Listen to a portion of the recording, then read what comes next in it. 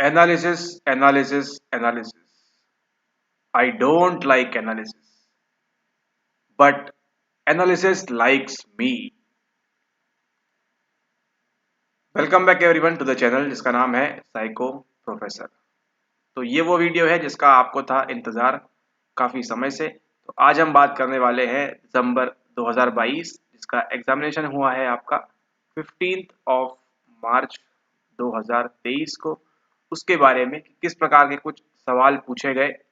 ठीक है, और जितना हमको मालूम पड़ पाया उसके आधार पे, क्योंकि बाकी सारे सवाल तो हैं वो तो जब आपका आंसर की और जो रिस्पॉन्स की जब आएगा तो ही आपको वहाँ पे बताया जा सकता है। ठीक है, तो जैसे ही आपके पेपर्स वगैरह आ जाए तो आप व्हाट्सएप के ऊपर आप सेंड कर सकते हैं। ठीक है, तो फिर तब देखेंगे किस प्रकार का पेपर था और बाकी सारी बातें तब करेंगे। लेकिन अभी के लिए आप लोग के लिए यहाँ पे पेश करते हैं कि कौन कौन से सवाल आपको, सवाल तो नहीं बट कौन कौन से टॉपिक से आपसे पूछे गए थे सवाल, उसके बारे में हम बात करते हैं। सबसे पहले जैसे ही आपने पेपर खोला आपको दिखा कौन, आपको दिखे मिस्टर जीन। ये वाले जीन नहीं दिखे आपको, लेकिन ये वाले जीन दिखे, जीन पियागेट। पेपर खोलते साथ ही आपको ये शख्स दिखते हैं और इनके बारे से क्या पूछा जाता है, आपको पूछा जाता है इनके बारे में पैराग्राफ। जो आप देखते थे 19, 20, 21 के पेपर में कि आपको 5 सवाल पूछे जाते थे। कहाँ से?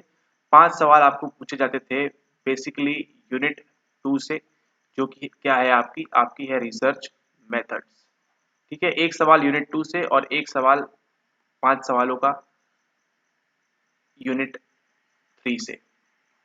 तो उसको चेंज करके, उसको रिमूव करके इस बार क्या पेश किया गया आपके सामने पेश किया गया जीन पियागेट का पैराग्राफ, उनकी थ्योरी से संबंधित उन्होंने क्या क्या बताया, क्या क्या नहीं बताया, वो सारे सवाल थे आपके सामने इस पैराग्राफ में। और इस पैराग्राफ में कितने सवाल थे? वहां पे थे 5 सवाल।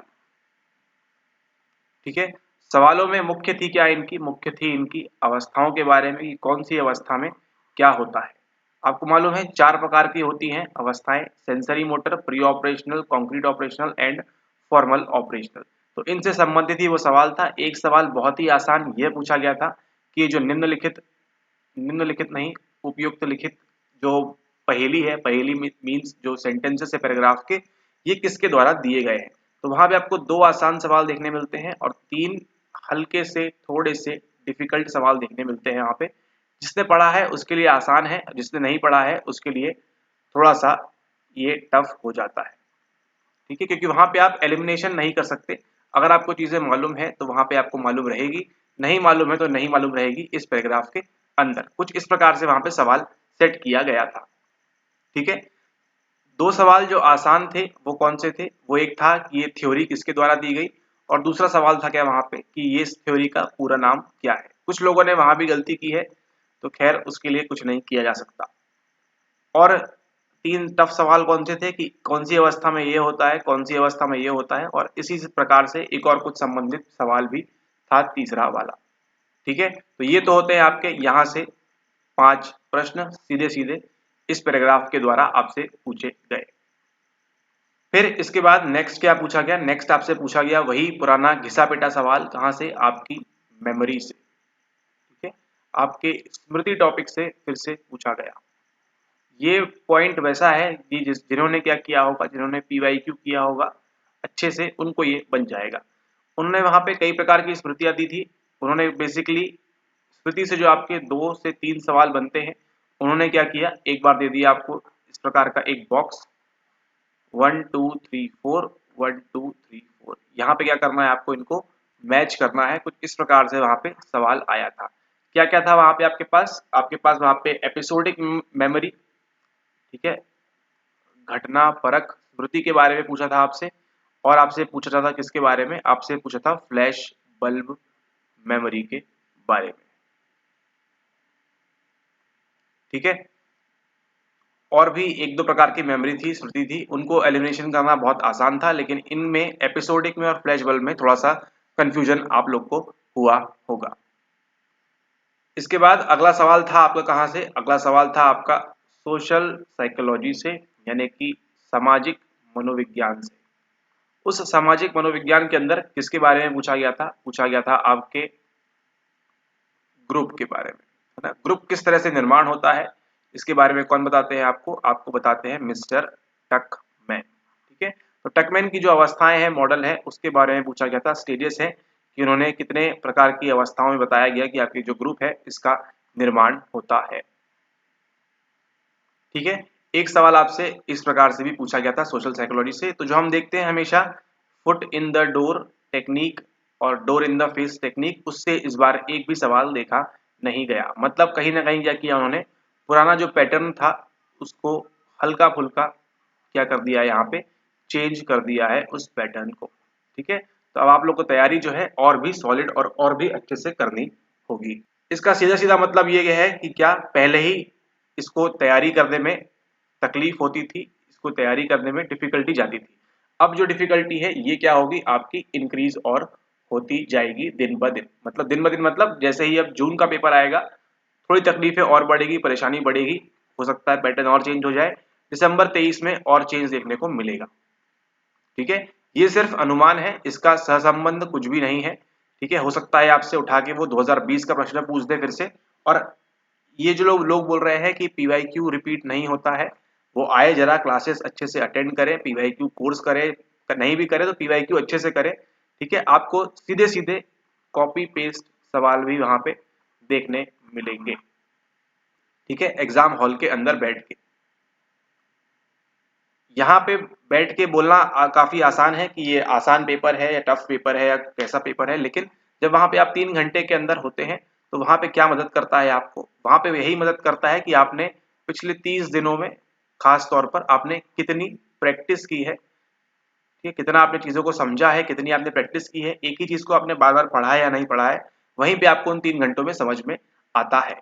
इसी के साथ साथ आपको जो पीवाईक्यू है सेम एज इट इज उठ के रिपीट होते हुए दिखाई देते हैं। इस बार भी आपको 3 से 4 पीवाईक्यू जो है ये रिपीट हुए हैं। ठीक है, एक सवाल तो ऐसा था कि उसमें जो आपके मतलब जो क्वेश्चन है वो same as it is repeat हुआ है, ऐसा बताया गया बच्चों के द्वारा। तो ठीक है, आप भी देखिए उसको।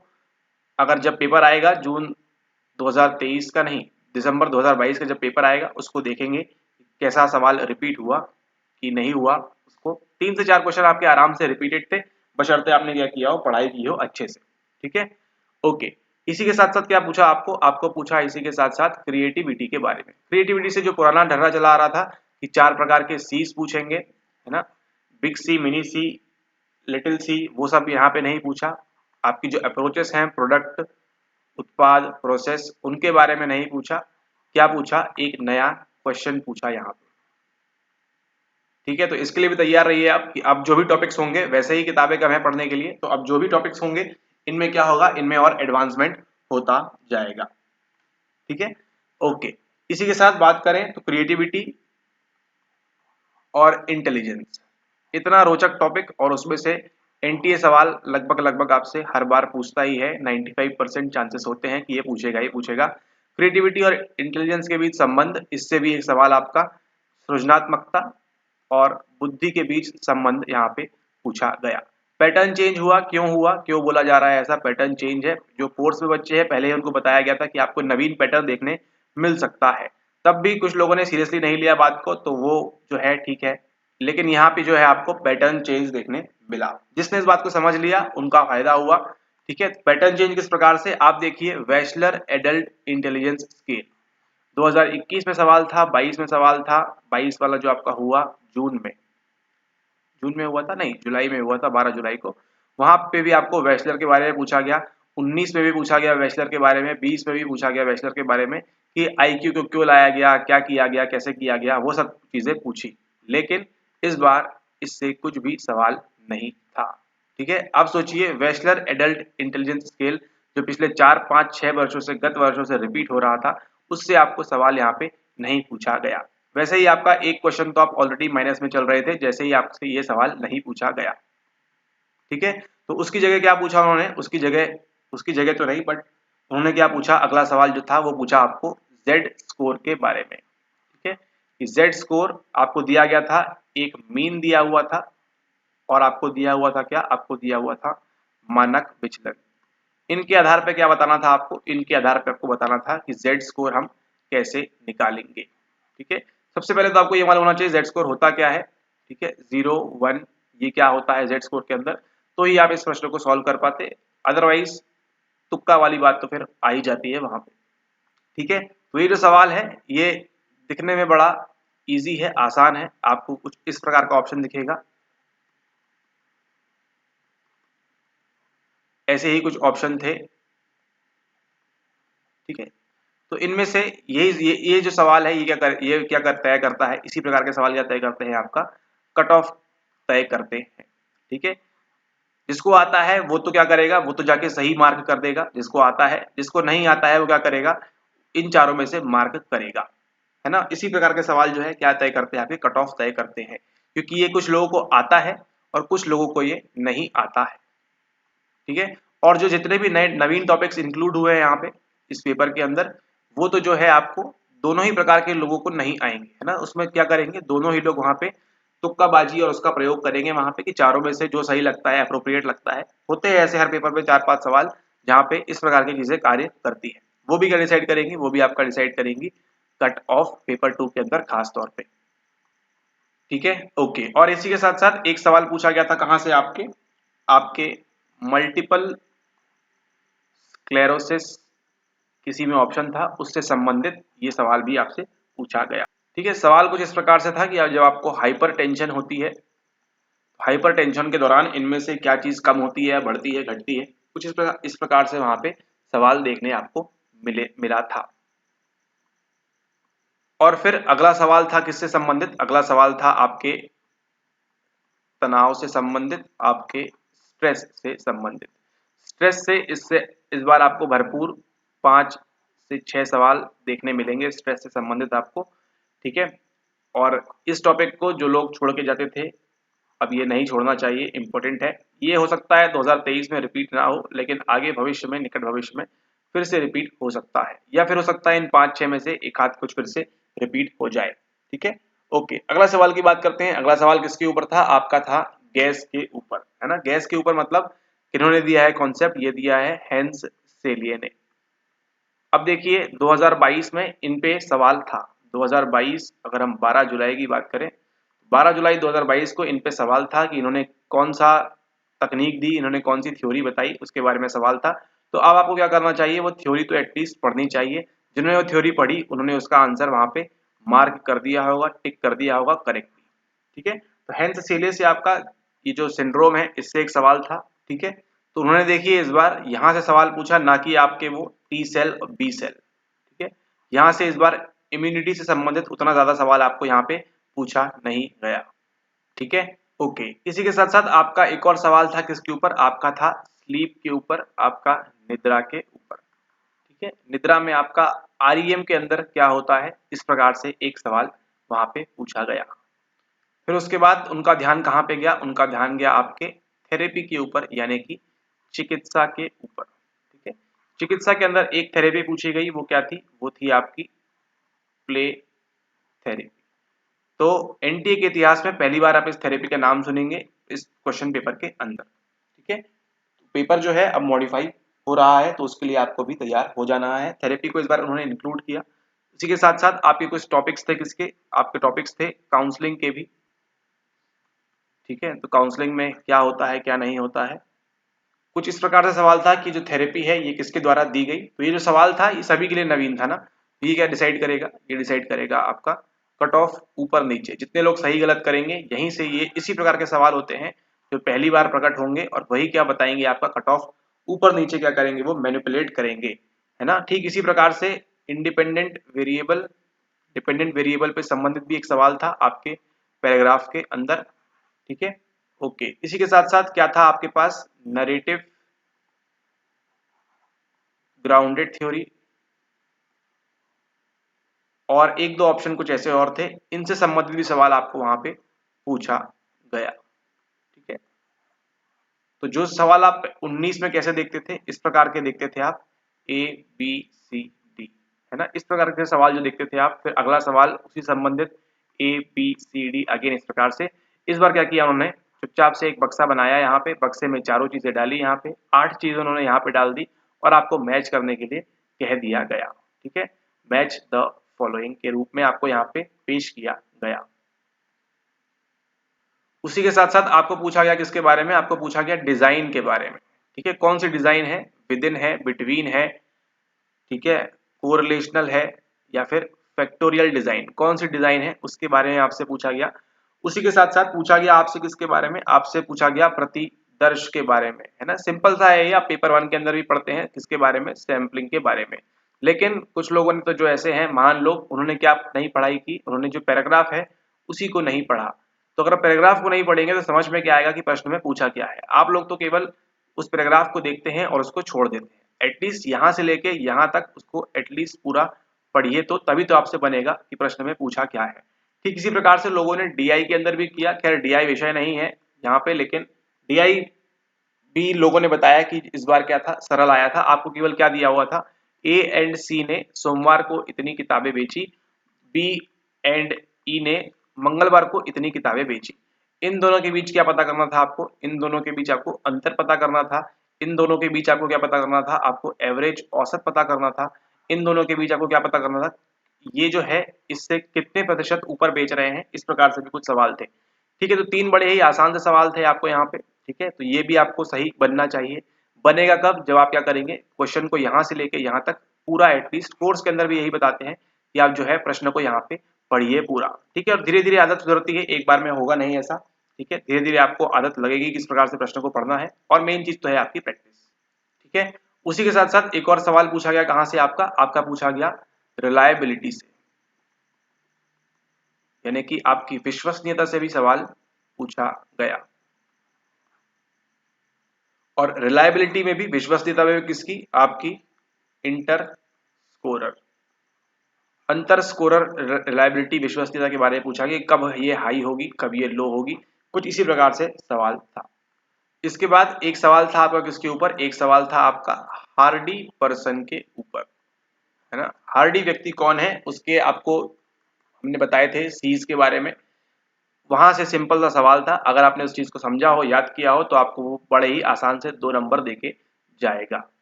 बता रहे थे आपको हार्डी पर्सन पढ़िए पढ़िए, और उन्होंने ठीक वैसे ही पूछ लिया। फिर इसके बाद सबसे आसान जो दिखता है वही सबसे ज्यादा टफ होता है। आपको पूछ लिया किसके बारे में, आपको पूछ लिया क्लासिकल कंडीशनिंग के बारे में। ठीक है, इसके अंदर क्या क्या होता है क्या नहीं होता है, इसके बारे में पूछा आपसे। क्लासिकल कंडीशनिंग के अंदर जो पुराना चल रहा था USCS URCR, इस बार उसको इंक्लूड नहीं किया गया है।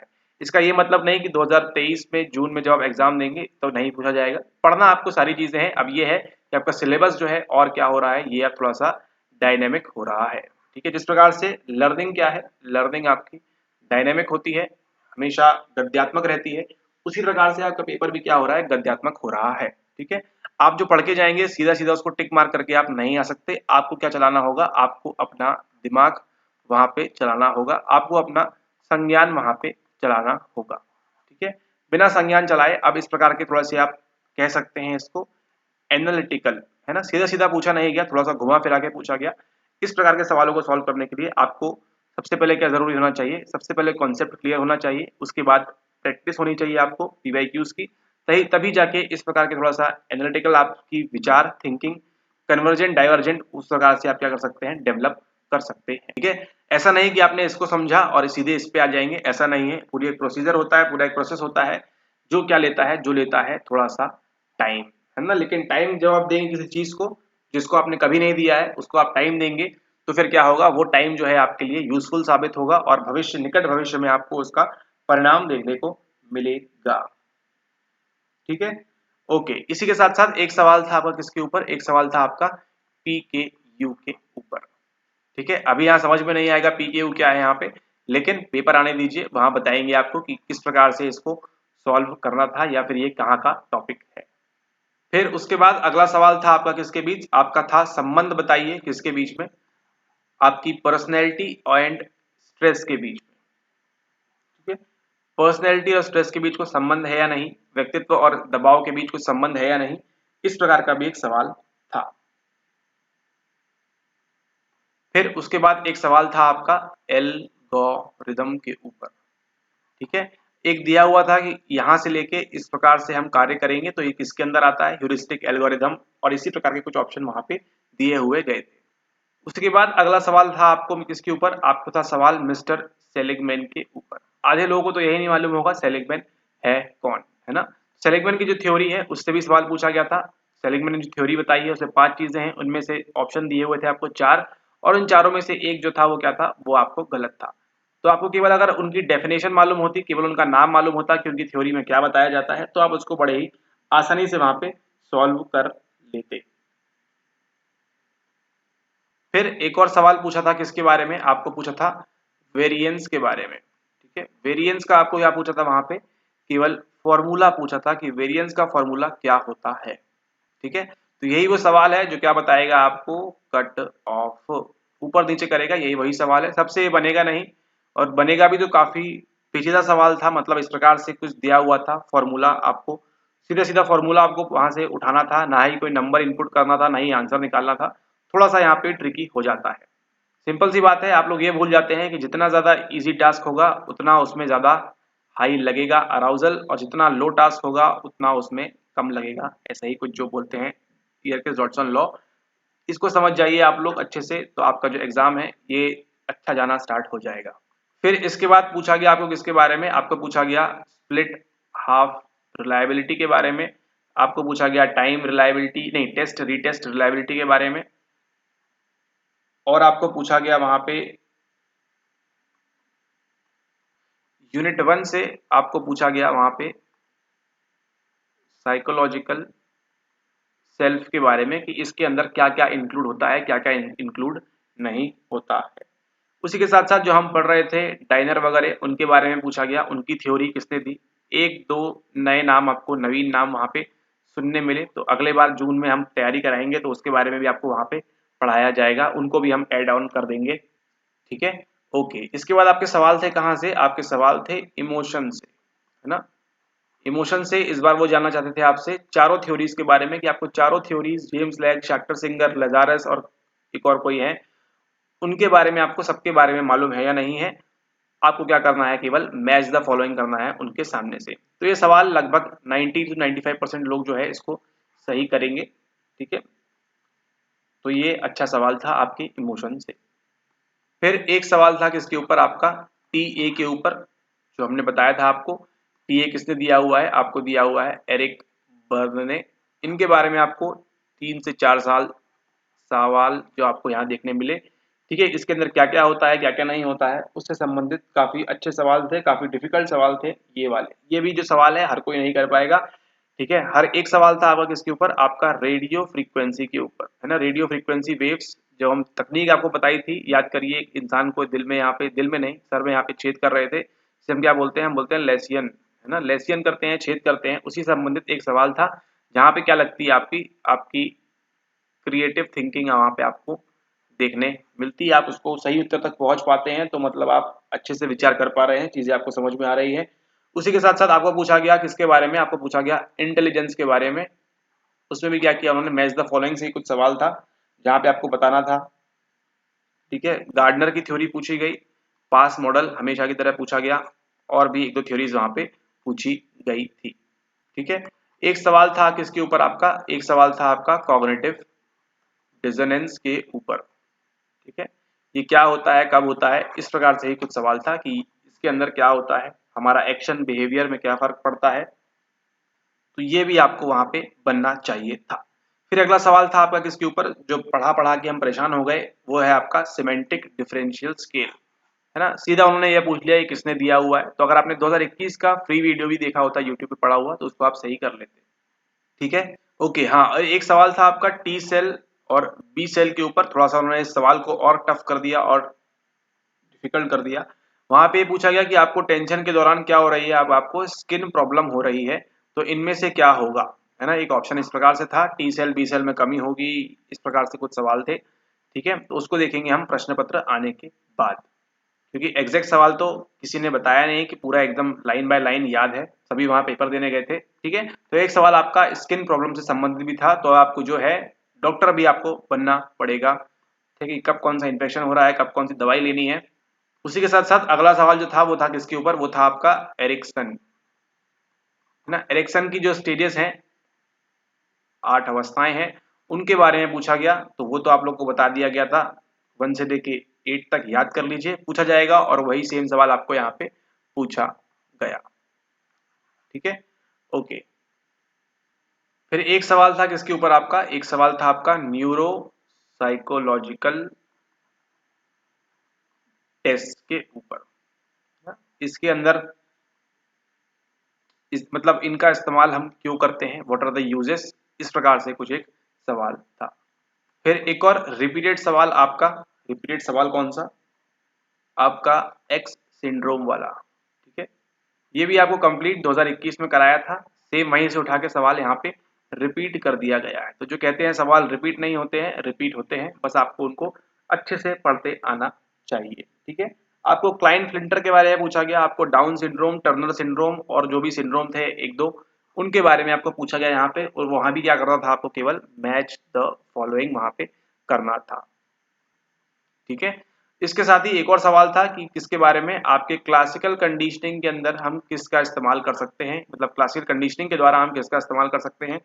ऑप्शन में क्या क्या था आपके पास था अवर्जन थेरेपी थी, आपके पास विमुखी चिकित्सा थी, सिस्टमेटिक डिसेंसिटाइजेशन था। सेम वही क्वेश्चन रिपीटेड आपका। ठीक है, 2 सवाल तो आपको यहीं पे दिखा दिए जो रिपीट हुए, 3 सवाल दिखा दिए एक्चुअली। ठीक है, फिर अगला सवाल पूछा गया आपको किसके बारे में, अगला सवाल आपको पूछा था कॉग्निटिव पर्सपेक्टिव के बारे में। ठीक है, यानी कि आपका जो संज्ञानात्मक परिप्रेक्ष्य है इसके अंदर क्या क्या इंक्लूड होता है, उसके बारे में आपसे पूछा गया। ठीक है, और एक सवाल था वहां पे आपको किसके बारे में, आपका था मजाराटो के बारे में। ठीक है, तो वो सब क्या है, वो सब देखेंगे आगे निकट भविष्य में, है ना। कुछ सवाल ऐसे थे जो अजीबो गरीब, सभी के लिए अजीबो गरीब सवाल थे, आपकी प्ले थेरेपी, प्ले थ्योरी और मजाराटो, और एक दो सवाल ऐसे थे सभी के लिए नवीन थे। तो वो जो है आपका जो कट ऑफ है, आम चर्चा में, आम भाषा में कट ऑफ कहते हैं उसको, क्या करेंगे ये नीचे लेके थोड़ा सा आएंगे। ठीक है, ओके। अब बात करते हैं, वैसे अब कट ऑफ की बात करते नहीं है, लेकिन थोड़ा सा देख लीजिए कट ऑफ में क्या बोलना है। सिंपल सी बात है, जो आप करके आए होंगे पेपर के दिन वही आपका बस फाइनल रिजल्ट वहीं पे है। कट ऑफ क्या करता है क्या नहीं करता है, थोड़ा बहुत मैटर करता है। ठीक है, तो बात करते हैं यहाँ पे पेपर 1 की। पेपर 1 जो था आपका वहां पे काफी इजी था कह सकते हैं, और पेपर 2 में जो है आपके क्या उड़े हैं वहां पे, होश उड़े हैं। ठीक है, प्रश्न को इस प्रकार से घुमाया था, घुमाया तो नहीं था बट ऐसा नहीं कह सकते घुमाया था, बस एक दो प्रश्न में ही ऐसा घुमाया था। ठीक है, बाकी आपके जो सवाल थे जैसा बताया गया है, आपके सवाल कैसे थे, काफी स्ट्रेट फॉरवर्ड थे। ठीक है, सीधे सीधे सवाल आपको पूछे गए, लेकिन सीधे सीधे किन के लिए, जिन्होंने पढ़ाई की है। ठीक है, तो उनको तो यहाँ देखने मिला, और जिन लोगों ने हमारे साथ पढ़ाई की है उनको तो काफी कुछ अच्छा रिजल्ट देखने मिला। उनके जो अनुभव थे, जो एक्सपीरियंस थे, है ना, उसके आधार पे कभी भी पहले उन्होंने इस प्रकार से पेपर नहीं दिया। इसका मतलब कहीं ना कहीं उन्होंने चीज़ों को सीखा है, इम्प्लीमेंट किया है, अप्लाई किया है। रिजल्ट तो जो है वो अब आने पे ही मालूम पड़ेगा कि क्या सीन है। ठीक है, लेकिन यहाँ पे जो सवाल थे, आपको कह सकते हैं पेपर आपका यहाँ पे इजी, मीडियम, हार्ड। ठीक है, जिन लोगों ने पढ़ा उनके लिए इजी था, 60% टू 70% तो सीधा सीधा जो पढ़ाया था वही था, है ना, मोस्टली एक मोटे तौर पे जितने सवाल हमने देखे अभी तक उनके आधार पे। मीडियम, जिन लोगों ने हल्की फुल्की पढ़ाई की है, ऊपरी ऊपरी पढ़ाई की है, उनके लिए उनको क्या बन जाएगा, मेमोरी टॉपिक्स बन जाएंगे, वो इमोशन वाला बन जाएगा, और क्लासिकल कंडीशनिंग वाला बन जाएगा। पीवाईक्यूज जिन्होंने अच्छे से किए हैं उनके थोड़ा से बन जाएंगे, एंड 2 4 5 चीजें और बन जाएंगी उनको। ठीक है, हार्ड किन के लिए, जिन्होंने जस्ट स्टार्ट किया था दिसंबर में, ठीक है, या फिर जनवरी में स्टार्ट किया, फरवरी में स्टार्ट किया, उनके लिए हो सकता है यहाँ पे हार्ड हो। ठीक है, क्योंकि 1 डेढ़ महीने में सारी चीजें कवर करना, और इतना डायनेमिक पेपर, थोड़ा सा अलग हटके पेपर था यहाँ पे, तो ये डिफिकल्ट हो जाता है। ठीक है, तो अलग अलग कैटेगरी है, किस कैटेगरी में आप आते हैं, आपको अगर लगता है तो नीचे कमेंट कर दीजिए कि आपकी क्या अपेक्षा है इस बार के रिजल्ट से आपके। ठीक है, कट ऑफ वगैरह वो सब मतलब फालतू की बातें हैं, उससे कोई मतलब नहीं है। उससे अच्छा ये है कि आप जाके कोई वीडियो देख लीजिए हमारा ही, तो उसमें ज़्यादा आपका फायदा होगा। ठीक है, और जब रिजल्ट आएगा तो सबके सामने होगा, वहां पे आपको मालूम पड़ जाएगा कि आपका रिजल्ट क्या रहा, कट ऑफ क्या रहा, ठीक है।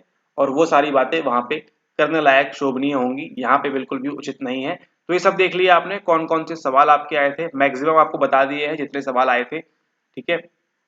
जितने याद थे उतने यहाँ आपको बता दिए हैं।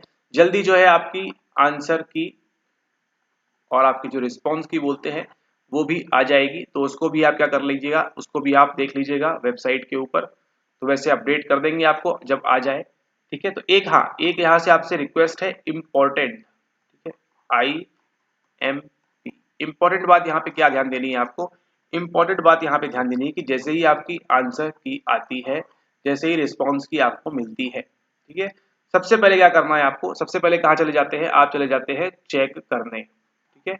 आप जाते हैं चेक करने और मान लीजिए अगर आपका नहीं हुआ, आपका मान लीजिए नहीं होता है आपका, मोस्ट केसेस में, है ना। अब मान लीजिए 10,000 बच्चे दे रहे हैं, 10,000 में से इनका हो रहा है केवल 1,000 का होना है, ठीक है, जस्ट एक केस मान के चलते हैं।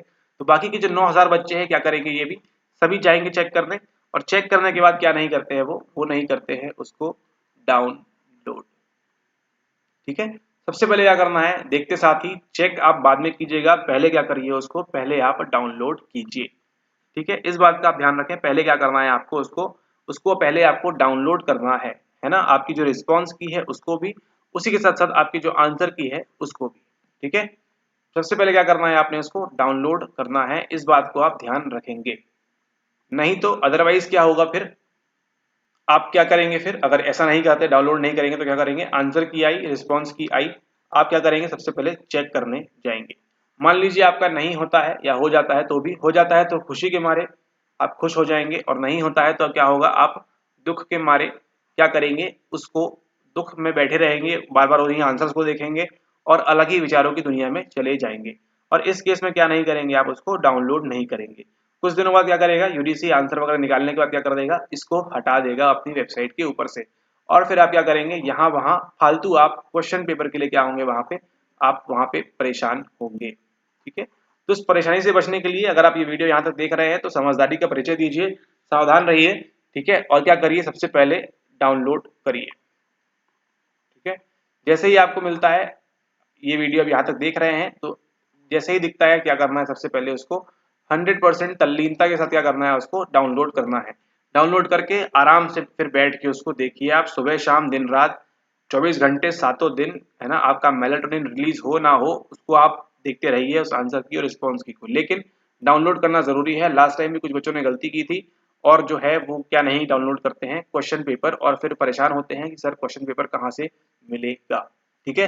तो इस बात को आप कान खोल के, पिन्ना, मेलियस, इनकस, स्टेरप, कॉकलिया, अंदर एकदम कॉर्टेक्स तक भेज दीजिए इस जानकारी को, कि सबसे पहले क्या करना है, हमको डाउनलोड करना है। चलिए अब यहाँ तक तो पहुँच गया होगा, आप नीचे कमेंट कर दीजिए कि आप डाउनलोड करेंगे या नहीं करेंगे, ठीक है। करेंगे तो अच्छी बात है, आपके लिए काफी अच्छा होगा, नहीं करेंगे तो भी कोई बात नहीं है, इस चैनल पे आपको चीजें मिल जाएंगी, ठीक है। लेकिन कर लेंगे तो अच्छा होगा, आपको प्रैक्टिस वगैरह के लिए, आगे के लिए आपको वहां पे सहूलियत होगी, ठीक है। ओके, इसी के साथ साथ वीडियो को समाप्त करते हैं। थोड़ा सा प्रमोशन, जाना है तो जा सकते हैं। जून 2023 के लिए हमारे बैचेस चल रहे हैं, ठीक है, ऑलरेडी। तो इसको ज्वाइन करना चाहते हैं तो ज्वाइन कर सकते हैं आप व्हाट्सएप नंबर के ऊपर पेमेंट करके, ठीक है, और अपनी तैयारी को जो है और अच्छा कर सकते हैं, ठीक है, ताकि अगर जून 2023 में आप इस प्रकार का पेपर फेस करें तो उसको आप अच्छे से सामना कर पाए, ठीक है। मार्च 2023 की बात करेंगे, ये जो पेपर हुआ इसमें भी हमारे बैच के बच्चों ने अच्छा परफॉर्म किया, वो खुश है अपनी परफॉर्मेंस से, ठीक है। रिजल्ट तो खैर किसी के हाथ में नहीं है, देखते हैं क्या आता है रिजल्ट, लेकिन लोगों को क्या मिला यहाँ पे, फर्क देखने मिला यहाँ पे, ठीक है, उनकी परफॉर्मेंस में, उनकी इम्प्रूवमेंट में, उनकी लर्निंग में, अधिगम में, सारी चीज़ों में फर्क देखने मिला। तो अगर आप भी इसी प्रकार का फर्क देखना चाहते हैं तो ज्वाइन करिए जून 2023 के लिए, व्हाट्सएप पे मैसेज करिए। और हाँ, एक बात और, लाइव नहीं मिलेंगी क्लासेस आपको, ठीक है, लाइव बिल्कुल नहीं मिलेंगी। सारी क्लासेस कैसे मिलेंगी आपको, आपको रिकॉर्डेड मिलेंगी, ठीक है। रिकॉर्डेड में ही आपका जो है नैया पार हो जाएगी, बेड़ा पार हो जाएगा आपका। तो लाइव में आप भी परेशान मत होइए, ठीक है, कि अंततः चीजें किसको पढ़नी है, चीजें केवल आपको पढ़नी है, ठीक है। आप पढ़ेंगे आप ही पास होंगे और कोई पास नहीं होगा। ठीक है। तो कम समय में क्या करना है हमको, कम समय में ज़्यादा चीज़ें करनी है अच्छे से।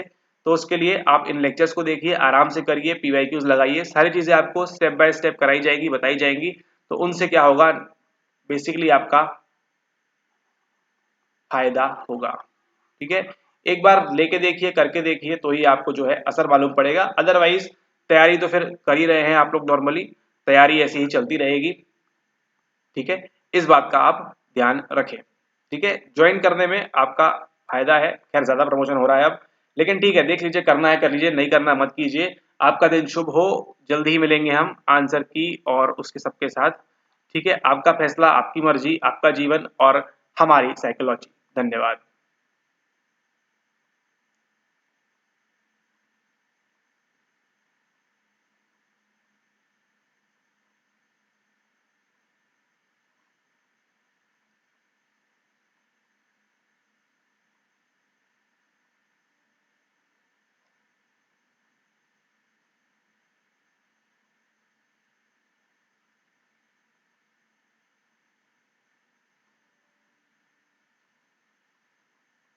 ये तो 36 का आंकड़ा है भाई।